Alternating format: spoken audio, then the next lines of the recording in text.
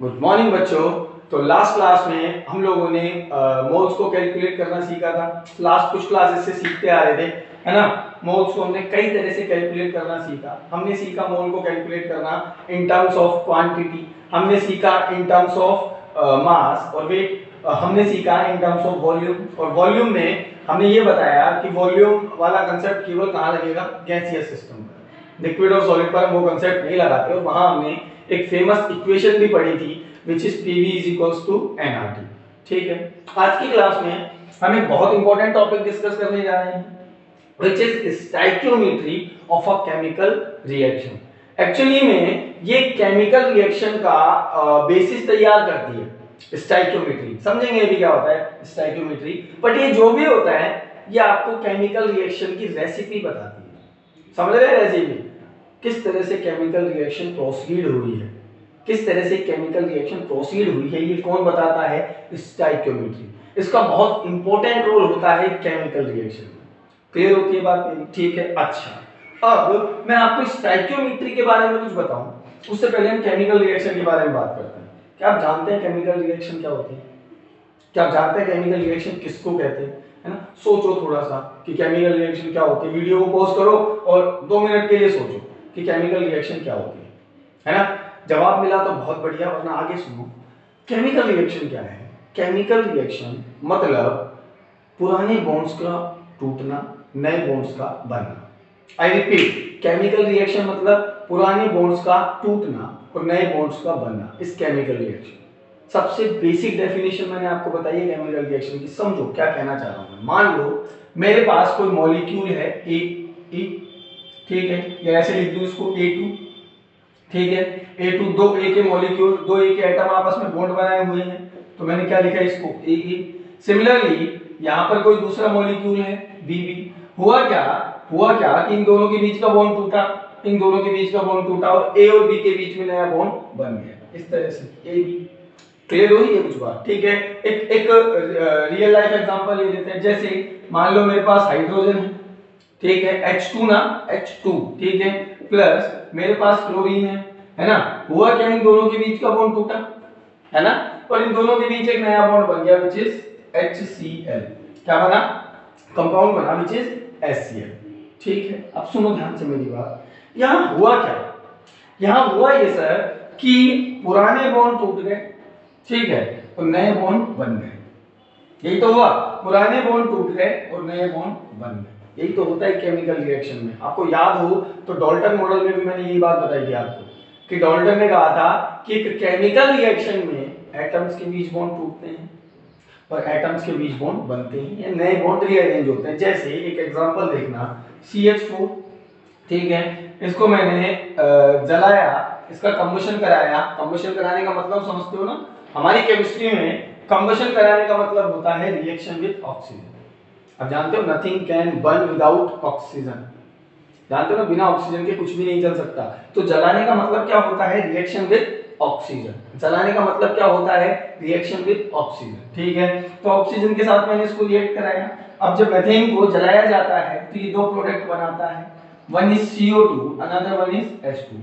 अब यहाँ क्या हुआ है, यहाँ कार्बन और ऑक्सीजन के बीच बॉन्ड फॉर्म हुए हैं, हाइड्रोजन और ऑक्सीजन के बीच बॉन्ड फॉर्म हुए हैं, और कार्बन और हाइड्रोजन के बीच के बॉन्ड टूट गए हैं। यही तो हुआ है यहाँ पे। कार्बन 4 हाइड्रोजन से जुड़ा हुआ था, एक से भी जुड़ा हुआ नहीं है। मतलब कार्बन और हाइड्रोजन के बीच के सारे बॉन्ड्स ब्रेक हो गए।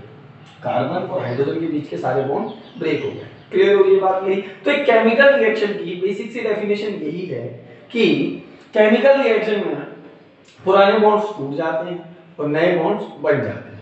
पुराने बॉन्ड्स टूट जाते हैं, नए बॉन्ड्स बन जाते हैं। अच्छा, अब सुनो, क्या ये रिएक्शन कंप्लीट है? मैं इसको मिटा दे रहा हूं, है ना, दोबारा लिखते हैं इस रिएक्शन को। मैंने लिखा है रिएक्शन कि सर H2 प्लस Cl2 और दोनों ने मिलकर क्या बनाया, HCl। क्या ये रिएक्शन कंप्लीट है? नहीं सर, कंप्लीट नहीं। क्यों? क्योंकि इस रिएक्शन पर कंजर्वेशन ऑफ मास नहीं लगा।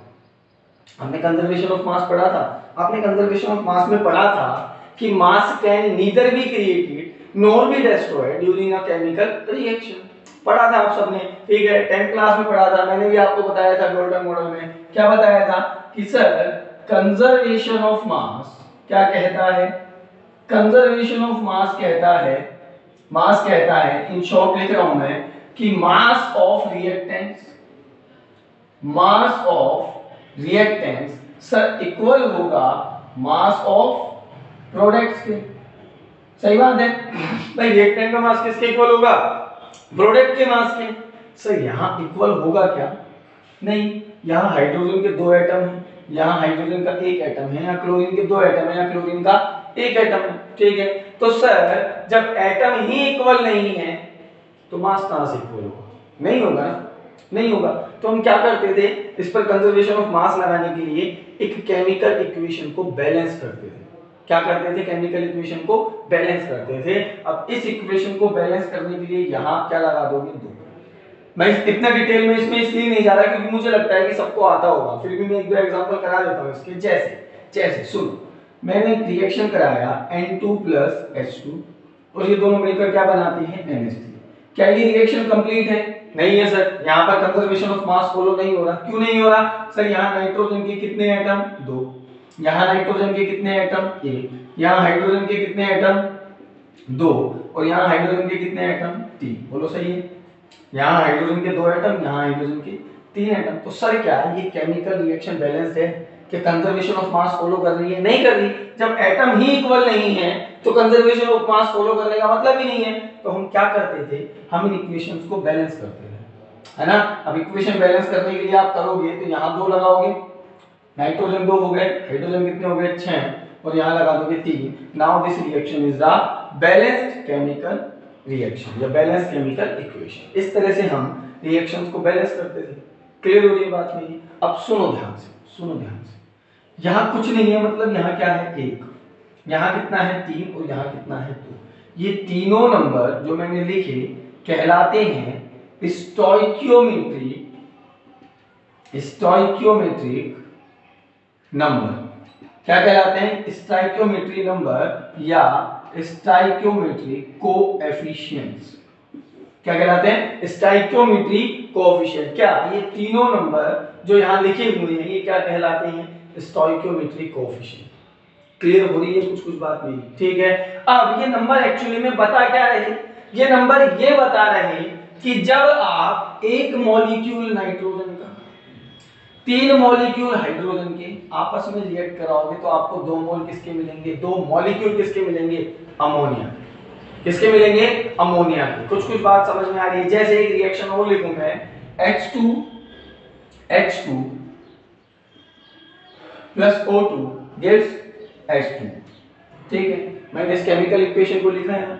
अच्छा सुनो, अब ध्यान से सुनो, मैंने इसको बैलेंस करने के लिए क्या किया सर, यहाँ पे 2 लगाया और यहाँ पे 2 लगाया। इसी तरह बैलेंस करोगे ना, आती है ना बैलेंस करना सबको, अगर किसी को नहीं आती है तो मुझे बोल दे, मैं सिखा दूंगा एक लेक्चर में, 10 मिनट का एक लेक्चर बना दूंगा अलग से, उसमें सिखा दूंगा अगर किसी को नहीं आती है तो, है ना। अब सुने ध्यान से, मैं क्या कह रहा हूँ, मैं क्या कह रहा हूँ कि यहाँ पर मैं ऐसा लिखना चाहूंगा कि 2 मॉलिक्यूल हाइड्रोजन के 1 मॉलिक्यूल ऑक्सीजन के साथ रिएक्ट करेंगे तो क्या बनाएंगे, 2 मॉलिक्यूल वाटर के।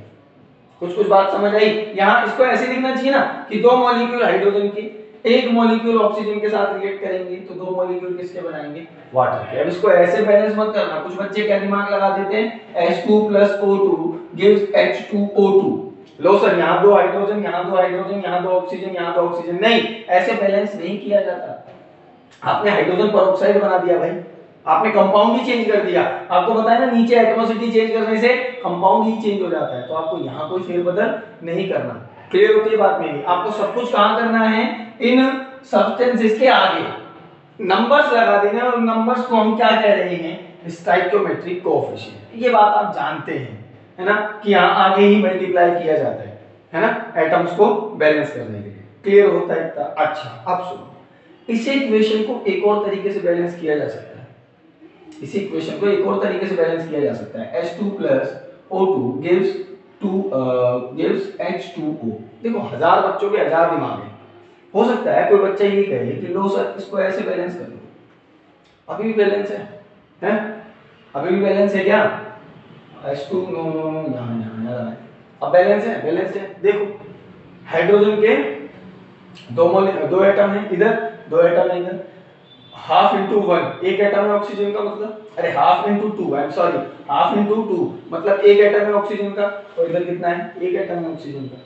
क्लियर हो रही है मेरी बात? ठीक है, तो ये इक्वेशन कैसी इक्वेशन है सर? Balanced chemical equation. ठीक है, कुछ बच्चे ऐसे बैलेंस करेंगे, कुछ बच्चे ऐसे बैलेंस करेंगे। अच्छा, अगर मैं इसको ऐसे बैलेंस करूं, सोचो जरा, H2 plus O2 gives H2। ठीक है, इसको मैं ऐसे बैलेंस करूं कि यहाँ 4, यहाँ 2 और यहाँ 4, तो गलत है क्या? अभी भी तो कंजर्वेशन ऑफ मास फॉलो, अरे इक्वेशन को बैलेंस क्यों किया जाता है? कंजर्वेशन ऑफ मास फॉलो कराने के लिए। क्या अभी ये कंजर्वेशन ऑफ मास फॉलो नहीं कर रहा? कंजर्वेशन ऑफ मास मतलब मास ऑफ रिएक्टेंट, या you can say atoms of reactant will be equals two atoms of product. Clear हो रही है बात मेरी? देखो जरा, 8 है हाइड्रोजन के इधर, यहाँ हाइड्रोजन के 8 हैं, यहाँ ऑक्सीजन के 4 हैं, यहाँ ऑक्सीजन के 4 हैं। बोलो क्लियर हो रही है बात? इक्वेशन तो ये भी बैलेंस है। ठीक है, तो किसी भी इक्वेशन को बैलेंस करने के कई तरीके हो सकते हैं, आप कई तरीकों से बैलेंस कर सकते हो। कुल मिला के हम इस कहानी पर पहुंचे कि आप उसी तरह से बैलेंस करो जिस तरह से करते आ रहे हो, चिंता मत करो, है ना?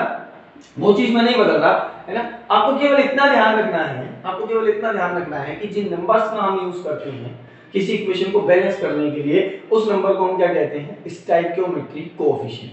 क्या बोलते हैं? Stoichiometric coefficient. क्लियर है बात मेरी? और एक्चुअली में स्टोइकियोमेट्रिक कोएफिशिएंट किसी केमिकल रिएक्शन की रेसिपी बताते हैं कि केमिकल रिएक्शन किस तरह होगा, क्या कंडीशंस होंगी केमिकल रिएक्शंस को करने के लिए। क्लियर है बात मेरी? अच्छा, अब आज की क्लास में हम इन्हीं केमिकल इक्वेशंस को, बैलेंस केमिकल इक्वेशन को नए तरीके से पढ़ना सीखेंगे। हम पढ़ना चाह रहे हैं एक्चुअली इन रिएक्शंस को। अभी मैं कह रहा था कि 2 मॉलिक्यूल हाइड्रोजन और 1 मॉलिक्यूल ऑक्सीजन का मिलकर 2 मॉलिक्यूल वाटर के बनाएंगे। सही बात है, ठीक है। उसी को हम आज एक नए तरीके से पढ़ना सीखेंगे। कैसे? सुनो ध्यान से सुनो। मान लो मैंने रिएक्शन लिखा वापस से वही, H2 प्लस O2, और इन दोनों ने मिलकर क्या बनाया? H2O।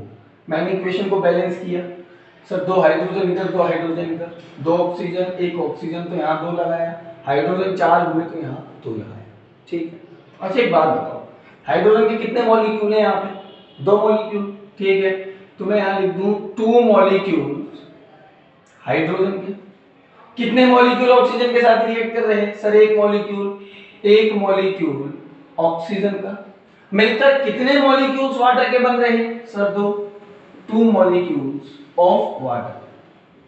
2 molecules of water. बोलो बात समझ में आ रही है? कुछ अरे यही तो है ना कि स्टोइकियोमेट्री क्या बता रही है कि 2 मॉलिक्यूल हाइड्रोजन के लो, 1 मॉलिक्यूल ऑक्सीजन का लो, 2 मॉलिक्यूल किसके बन जाएंगे? वाटर के। क्लियर हो गई? यही तो कंजर्वेशन ऑफ मास है। अच्छा सुनो, अगर मैं इसके 4 मॉलिक्यूल लूं तो इसके कितने मॉलिक्यूल चाहिए? 2 मॉलिक्यूल चाहिए। इसके कितने मॉलिक्यूल बन जाएंगे? 4 मॉलिक्यूल। बोलो ये बात समझ में आई? अभी आपको याद है मैंने इस रिएक्शन को दूसरे तरीके से बैलेंस किया था। मैंने कहा था यहाँ 4 लगा लो, यहाँ 2 लगा लो, यहाँ 4 लगा लो। क्लियर हो रही है बात मेरी? यहाँ 4, यहाँ 2 और यहाँ 4 बैलेंस हो जाएगी इक्वेशन। उसका रीजन ये रहा ना कि अगर आप इसको डबल करोगे तो ये भी डबल बन जाएगा। इसको 3 गुना कर दोगे, इसको 3 गुना कर दोगे, ये भी 3 गुना बन जाएगा। क्लियर हो रही है बात मेरी? अच्छा सुनो, आगे सुनो। अगर जस्ट इमेजिन कि मैं इसके Na मॉलिक्यूल लूं, Na मतलब 6.022 into 10 to the power 23, इतने मॉलिक्यूल्स लूं, है ना? इतने मॉलिक्यूल लूं, या 2 into ये, ठीक है। और इसके मैं Na मॉलिक्यूल लूं, Na लिख दूं केवल, Na मॉलिक्यूल लूं, तो मुझे ये बताओ सोच के कि इसके कितने मॉलिक्यूल बनेंगे? 2 into Na। हाँ है ना? बोलो हाँ है ना? अरे मैंने क्या कहा कि मैंने इसके 2 into Na मॉलिक्यूल्स लिए, इसके Na मॉलिक्यूल्स लिए, तो इसके 2 into Na बनेंगे कि नहीं बनेंगे? ध्यान से देखें, इसके 2 मॉलिक्यूल, इसका 1 मॉलिक्यूल, इसके 2 मॉलिक्यूल बना रहे हैं। इसके 2 into Na मॉलिक्यूल और इसके Na मॉलिक्यूल, इसके 2 into Na मॉलिक्यूल बनाएंगे कि नहीं बनाएंगे? सर डेफिनेटली बनाएंगे। क्लियर हो गया? देखो ना जरा, अरे छोड़ो अगर समझ में नहीं आया तो मुझे ये बताओ, अगर मैं इसके 10 मॉलिक्यूल लूं, इसके 5 मॉलिक्यूल लूं, तो इसके कितने मॉलिक्यूल बनेंगे? सर 10 मॉलिक्यूल बनेंगे। बनेंगे कि नहीं बनेंगे? इसके कितने मॉलिक्यूल बनेंगे वाटर के? 10 मॉलिक्यूल। कैसे पता? स्टोइकियोमेट्री से पता, स्टोइकियोमेट्री से। क्लियर हो रही है बात मेरी? जितना ये बढ़ाऊं उतना ही ये बढ़ा दूं तो उतने ही ये बढ़ जाएंगे। भाई इसको मैंने 5 गुना किया 10 कर दिए, इसको भी 5 गुना किया तो ये 5 हो जाएंगे, है ना, 1 है ना यहाँ पे, तो ये 5 गुना ज्यादा बनेगा, यानी 10 हो जाएगा। क्लियर हो रही है बात मेरी? इसी तरह अगर मैं इसके 2 into Na मॉलिक्यूल लूं, इसके Na मॉलिक्यूल लूं, तो इसके कितने मॉलिक्यूल बनेंगे सर? 2 into Na।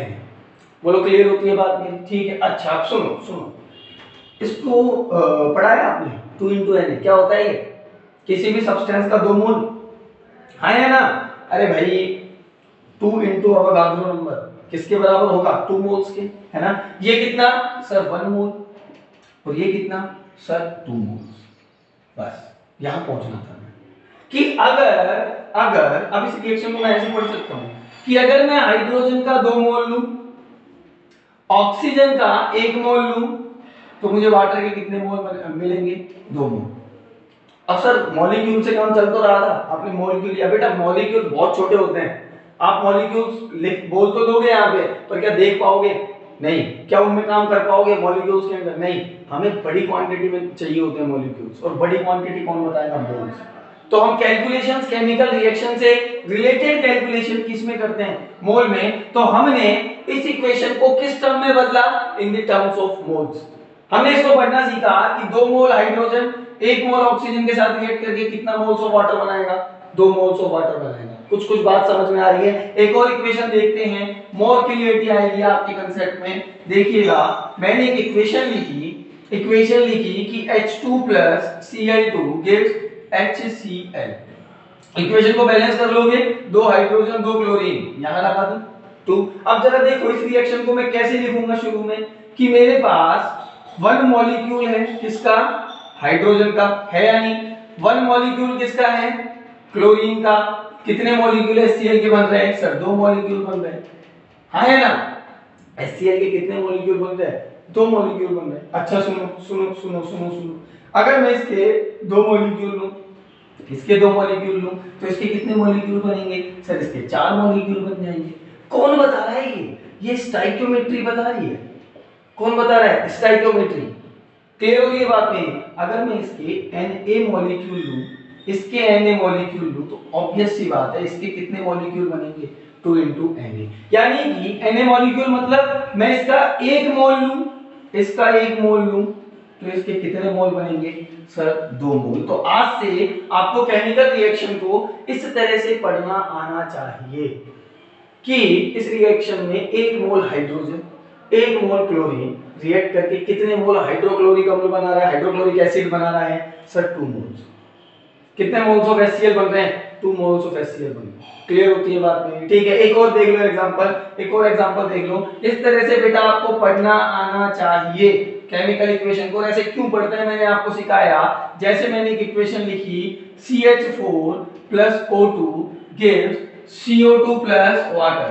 तो फर्स्ट तो आप इसको बैलेंस करो, यहाँ इक्वेशन को बैलेंस करना जरूरी है अगर आपको मोल कांसेप्ट लगाना है इस पर। तो बैलेंस करो इसको, कार्बन इधर 1 हाइड्रोजन इधर 4 हाइड्रोजन इधर 2, तो मैंने यहाँ 2 लगाया, ठीक है। ऑक्सीजन इधर 2 ऑक्सीजन इधर 4 2 and 2 4, तो यहाँ पे मैंने 2 लगाया। अब इस इक्वेशन को मैं कैसे पढ़ूंगा कि 1 मोल मीथेन 2 मोल ऑक्सीजन के साथ रिएक्ट करेगा, 1 मोल कार्बन डाइऑक्साइड बनेगा और 2 मोल्स वाटर के बनेंगे।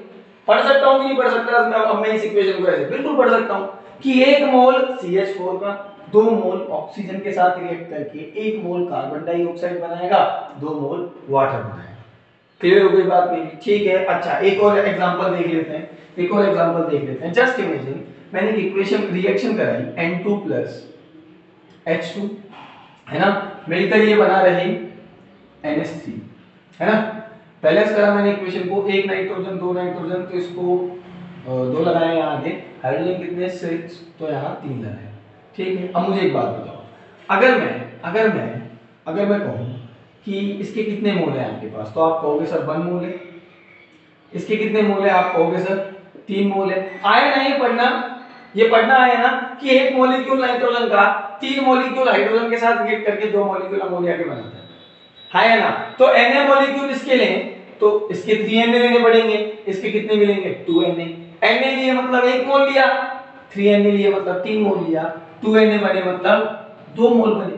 क्लियर हो रही है बात की?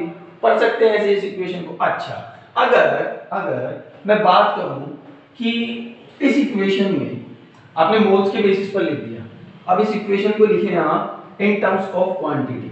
अब मैंने बताया क्वांटिटी के बेसिस पर आपने कितने कितने मॉलिक्यूल लिए, N2 के कितने मॉलिक्यूल लिए, बोलो।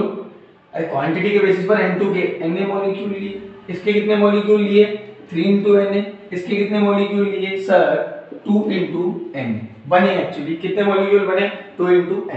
अच्छा, ये तो क्वांटिटी के बेसिस पर है। मोल को तीन तरह से पढ़ा था ना हमने। दूसरा देख लो, अगर मैं आपसे पूछूं मास के बेसिस पर, मास के बेसिस पर तो आप बता सकते हैं आपने नाइट्रोजन का कितना मास लिया है? एक नाइट्रोजन एटम का कितना होता है मोलर मास 14 ग्राम। नाइट्रोजन मॉलिक्यूल का मोलर मास कितना होता है सर 28 ग्राम।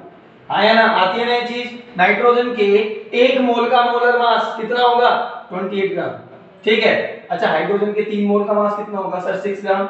अरे एक का कितना होता है 2, एक H2 का कितना होता है 2। कितने हाइड्रोजन के मॉलिक्यूल हैं 3, तो 3 दूनी 6।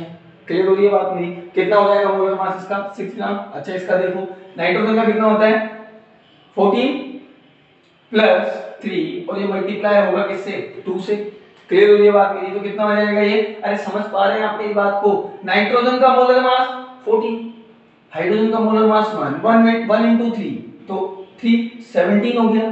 कितने NH3 बन रहे हैं सर 2, तो 2 का कितना हो जाएगा सर 17 into 2 34, ठीक है। तो ये कितना बनेगा आपको 34 ग्राम।